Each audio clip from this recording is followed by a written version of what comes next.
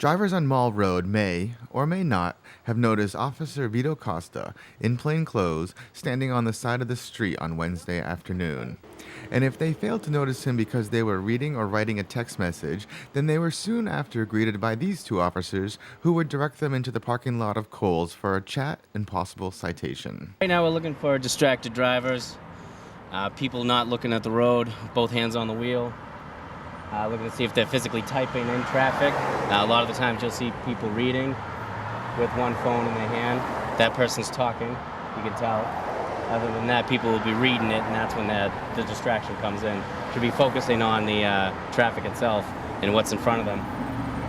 The action was part of a statewide crackdown on distracted driving spearheaded by the Highway Safety Division of the Massachusetts Executive Office of Public Safety and Security. Well, so April is National Distracted Driving Awareness Month, and in Massachusetts we are doing enforcement around the state, and the Burlington Police are helping us out with trying to catch people who are driving distracted.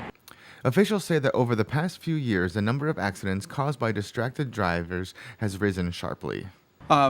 So the last 2 years, we have seen in the United States the biggest increase in fatal crashes in 50 years. And that is, most experts say, just a direct result of driving distracted. And we've seen that same thing happen in Massachusetts. Last year, we had 399 people die on the roads here. That's more than double the national increase. And again, it's because of people driving distracted.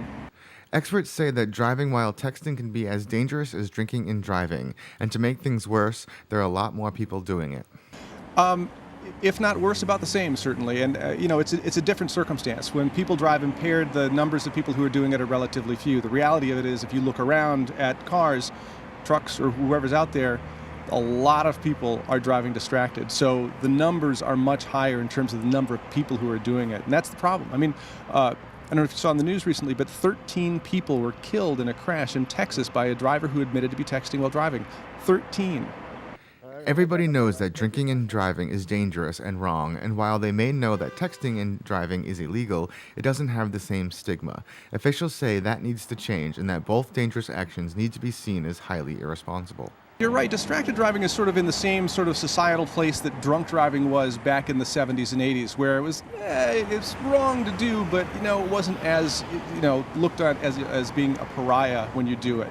We need to make sure that people understand that it is incredibly dangerous and that the action is less accepted than it is right now. And we've pulled over the cars here where there are kids in the back seat, where a person in the front driving was using their cell phone. That's incredibly dangerous. It's frightening.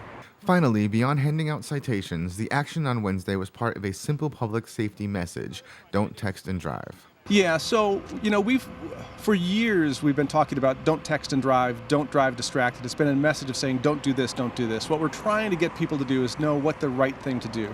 And the message we're trying to get out there is to drive present, to be aware of what's happening around you, and do the right thing. Put the phone down.